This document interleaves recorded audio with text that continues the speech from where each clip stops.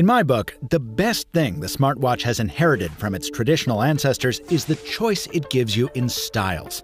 And for years, the biggest contributor to that diversity has been Fossil Group. If the relentlessly repetitive rectangles of the Apple Watch or the simplistic circles of Samsung just aren't what you want on your wrist, Fossil and its partners have been there to sell you everything from edgy Armani to bedazzled Michael Kors to pipe flange manhole-covered diesel. For the past 2 years, those watches have been based on Fossil's Generation 5 platform, but I've just spent the last 2 weeks with an early version of the sequel upon which the next generation will be built. I'm Michael Fisher. Let's see what there is to like and lament about the Fossil Generation 6 smartwatch.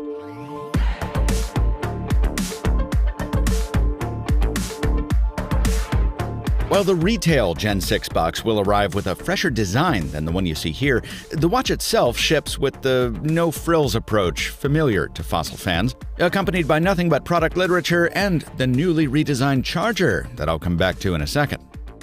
The one Fossil sent me did come with an interesting change of pace from the usual strap, and I haven't worn a Velcro watch band in something like 25 years, so it was a fun throwback. But of course, other strap styles and casing colors are available, and in a bonus that'll only resonate if you caught my Samsung Galaxy Watch 4 review, the Gen 6 uses the same 22mm lugs as the past couple generations.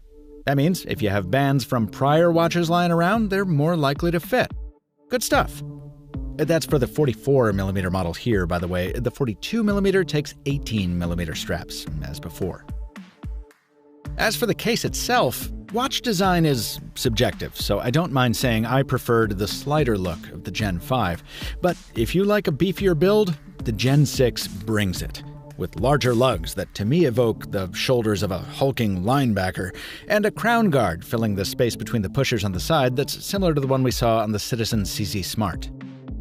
There's also some knurling that suggests a rotating bezel, but no, just like prior Fossils, you scroll lists using the crown, which packs just the right amount of slightly rubbery resistance. I love it.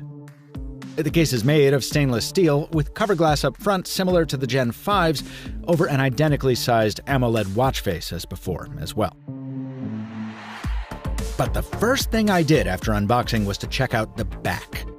Surrounding the new heart rate and blood oxygen sensor are redesigned charging rings, which are now split into twin, kind of dual C-shaped circular tracks.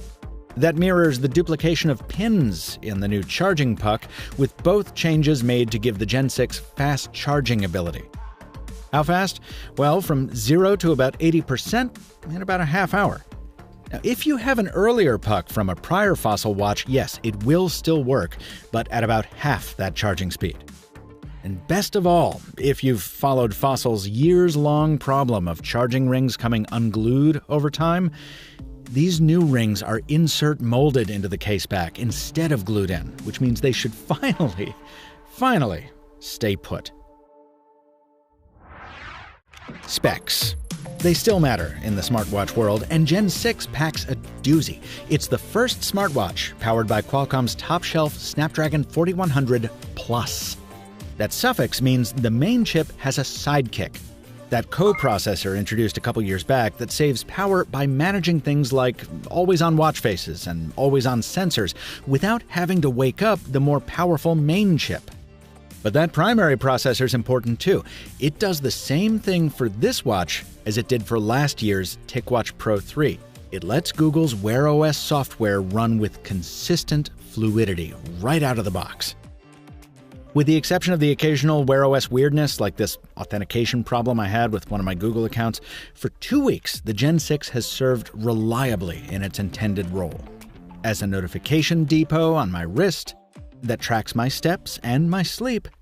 And in a pinch, will also serve as a phone, as long as your real phone is nearby. As for battery life, it's competitive with the admittedly watered-down expectations set by Apple and Samsung. On my best day, I got 35 hours from full to empty, even with conveniences like raise to wake and the always-on display turned on.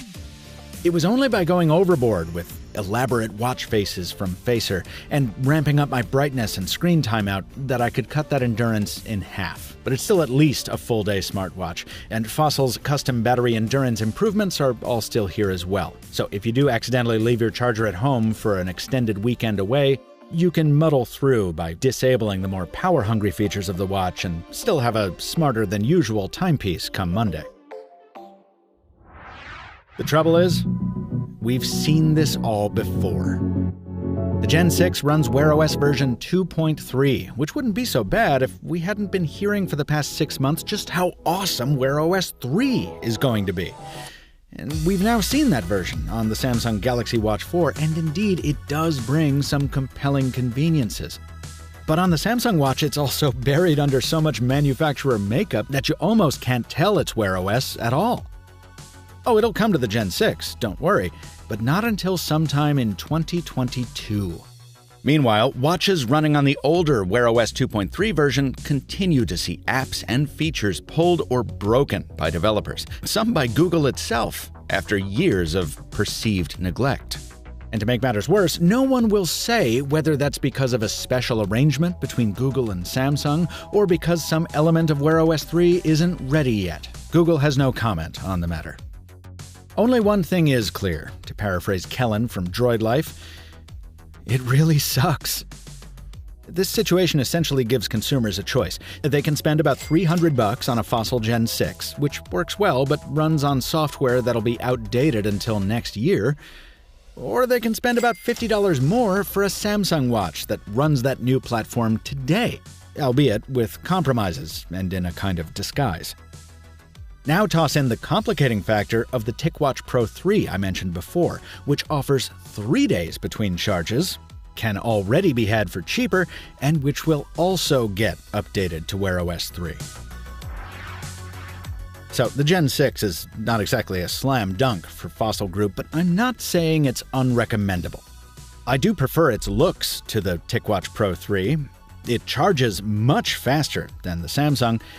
And if you don't dig this particular pair or its Michael Kors cousins, history tells us that it'll only be a matter of time before more variations from Fossil Group partners hit the market. If you're a Fossil fan with a Gen 4 or earlier, this is a solid upgrade that you'll probably really enjoy. If you're looking for the cutting edge in Wear OS, though, well, that's not this. Not yet, anyway. This video was produced following 2 weeks with 2 Fossil Gen 6s. The first pre-production sample failed to demonstrate the rapid charging speed Fossil promised, so the company sent a replacement device that did pass that test. As always, the manufacturer had 0 editorial input, it had no early preview, and it provided no compensation in exchange for this video's production. Please subscribe to the Mr. Mobile on YouTube if you'd like to see more videos like this. Until next time, this has been Michael Fisher. Thanks for watching. And stay mobile, my friends.